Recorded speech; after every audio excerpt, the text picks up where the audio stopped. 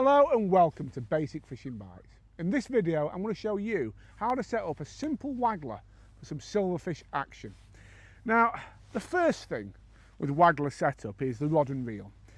I'm not going to run through how to thread a rod up, it's quite simple. We've put the reel on the end here and we've obviously threaded the line through the guides in the rod. But two little things I do just want to pick up on because they are important when it comes to waggler fishing is how you load your reel.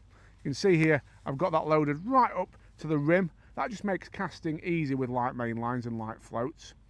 There'll be separate videos on this channel about how to load a reel as well, so it will be covered in another video how to get that effect if you need it.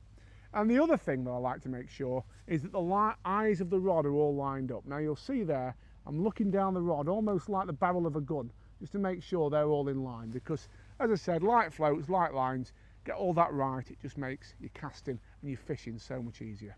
So, on to the actual waggler setup itself. I'm just going to loosen the drag on the reel, which will just allow me to pull a little bit of line off and just make the setup nice and easy. So, we'll pop that down here. And the first thing we're going to do is thread onto the line a line stop.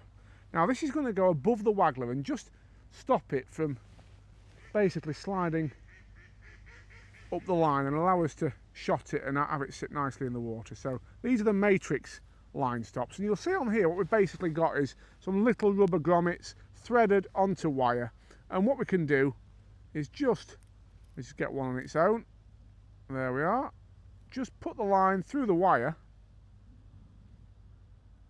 there we go, and slide the rubber onto the line, simple as that. So that goes up the main line there, and that's quite a tight fit, so I'm happy with that. If you're not happy, if it's a looser fit or you don't think it's quite tight enough, you can just put two on to really hold it in place. The next thing I'm going to put on is one of these beauties. Now, this is a DH angling one, but other brands are available. This is a silicone rubber waggler adapter, and what this allows you to do is actually change floats if you want to without breaking down the whole setup. So this also just simply threads onto the line. There we are. No need to do anything more with that, and you'll see that sits against that float stop. And then you probably guessed by now what we're going to do. If you haven't, we're going to put another float stop on the line, and that's going to lock that waggler adapter in place. So we're going to have basically a waggler adapter locked in between two float stops. Get that slid up there, and there we go. That's a second float stop on the line. You can see now that's locked in place, so that's going to hold our float, and that means that you can literally move depth as easy as sliding those two and that float adapter up the line. The third thing I'm going to do is attach a loop for a hook length. Now, if you do a lot of waggler fishing, or if maybe you're planning on catching loads of small fish, you can put a little swivel here instead of a loop. That works quite nicely, but for 90% of my fishing, I just do a simple loop to loop and attach my hook length that way. So I'm going to tie a little loop in the main line that's going to hold the hook length. A 3-turn overhand loop.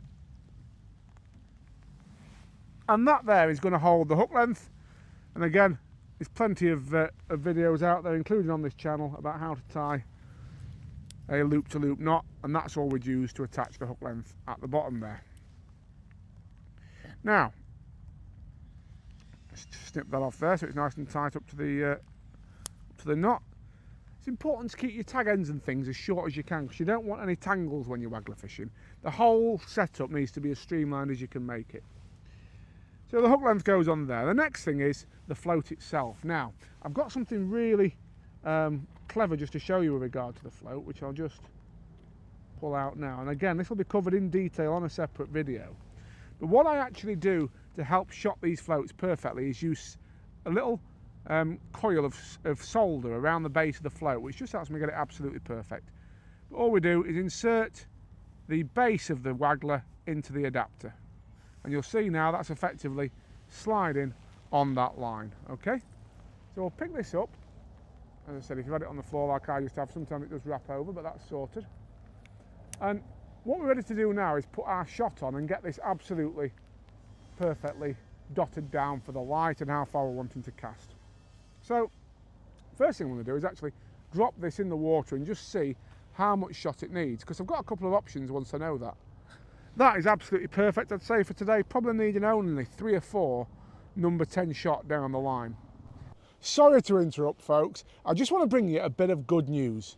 We've teamed up with some top tackle brands to create a website called catchmorecodes.com, and on there we've listed some affiliate codes that will save you percentages off your next tackle or bait purchase. We've got some brilliant brands on there, and it's our way of saying thank you for your support on this channel. So head over there, have a look, and save yourselves a few quid. Enjoy the rest of the video. Little break there because of the rain, but we're back to it now. So we've got our waggler on the line in between the two float stops. We've got our loop for our hook length, and the next thing we're going to do is put a few shot on the line, which will allow us to really read how that bait's falling through the water. And sometimes you can even detect bites by seeing fish hold the shot up. So that's the next thing. So we've got a set of shot pliers here, and we've got some of the Matrix number 9 cubes. I do like a fairly big dropper, a 9 or a 10, just so I can really read what's happening on the bristle. So I'm just going to put about 3 or 4 of these on and see how the bristle of the float responds. You'll see how, obviously before we got a little bit sticking out. So we'll start with just 3 and see what that looks like on the bristle. Nipping these on, then I'm going to slide them into place later, and obviously you can do that once you've decided the depth at which you're going to fish and whether you're going to fish on the bottom or up in the water. You can fish waggler very effectively shallow or down on the bottom. So we've put 3 on there. I'm just going to drop that in now and see how it sits. So let's just drop that in there. I think it'll take a couple more than that by the looks of it. So obviously you've got the option, I've already explained about my little solder trick around the base of the waggler there. If you want less droppers, you can just increase the amount of solder. You can wrap little bits of solder around there to increase the weight of the float, as I've explained on that other video. But we'll put 2 more on and we'll see how she sits. The other thing with this, it depends obviously on the depth that you're fishing in. In deeper water, you obviously want more droppers, just so that you can obviously get that bait down to the bottom quicker, or to the fishing depth, should I say, quicker. So you're fishing 6 foot deep, I'd want, you know, probably 8 or 9 number 9s down the line to really get it down there quick. So that's 5 of those on there. Let's have a look how that sits. Okay, so we're going to need a couple more than that on there, I'd say. So what I'd be inclined to do with that as it is at the moment, just because I'm looking and thinking it could do with a tiny bit more weight on there, I don't really want to put any more droppers down than that for the depth of water that we're fishing in today. So I am actually just going to add a bit more solder. So carry some in the box here, and we're just micro adjusting basically how that float sits. Now all I'm going to do with this is just get it off. It's just standard electrical solder, this is. You can break it off with your fingers, or you can chop it off with scissors. I'll just chop this off with these scissors. There we are. And all I do here is literally mould this around the base of the float nice and tightly. So it literally pins in place with my forefinger, and then I can just wrap it around. Do it nice and tight so it don't come off, and just tap your tag end in. You'll see how easy that went round there. So let's have a look now and see how that sits.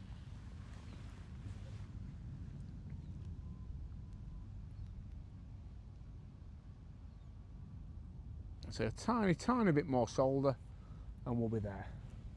So we're really getting there. And what I want ideally is the float to settle, and then to see the droppers register on the float as it goes down. It does take a little bit of getting right this, but it is worth the process, because as I say, if you can read your float while you're fishing, I didn't go to plan, pick that up in a minute. If you can read your float while you're fishing, you're able to obviously work out what the fish are doing, how they're responding, whether they're up in the water and taking baits on the drop, or whether they're feeding on the bottom. You can really read that correctly if you can get your droppers to register on your waggler. So again, I'm just wrapping this around the stem this time, but there we go. That's another little bit. You'll see how easy that goes round there. I'm able to really just fine tune this setup now. Let's drop that in. That's great. So you can see there what's happened is the solder's taken it down to a level, and the droppers have pulled it down even further. So if I wanted that dotted right down, if it was you know, very, very still conditions. I'll probably put one more dropper on, but I'm actually happy with that as it stands. So what I'll do now is just set it at a bit of a depth, and I'll just try and show you the droppers and the whole setup in action. So I'm going to set it about 4 foot deep, something like that. And then I'm going to slide these droppers so that they're spread out down the length of that line. And what I'm wanting here is basically when I flick this waggler in, I'm wanting to see the solder take it down to a level to start with, and then I'm wanting to be able to read how these droppers fall through the water.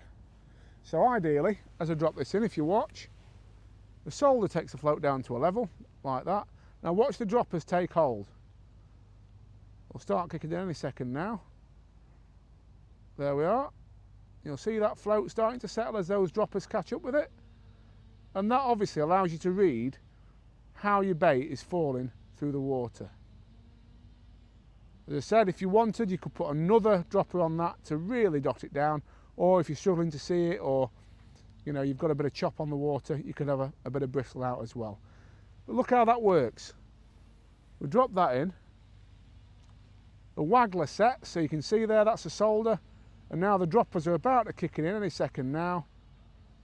And you can actually read the pace of fall. So if you had a bite now, you'd know you weren't at full depth, whereas now you know all your droppers are working and you know that you're fishing at full depth. And the final part of the puzzle with this is just to put the hook length on. So we'll do that. Again, I'll cover in another video the exact kinds of hook lengths I like to use. We'll just pop that onto the loop here, and that waggler is set up and ready to fish. I hope you've enjoyed this video, folks. If you have, make sure you subscribe to Basic Fishing Bites, and we'll bring you plenty more content like this. See you on the next one.